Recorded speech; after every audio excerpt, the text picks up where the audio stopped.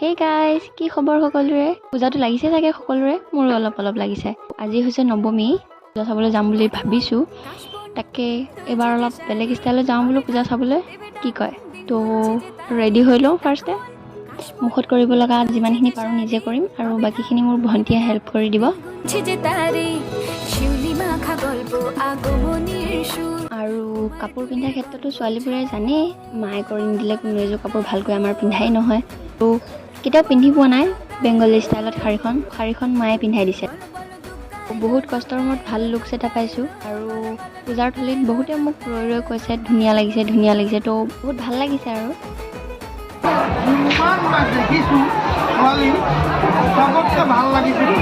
Thank U.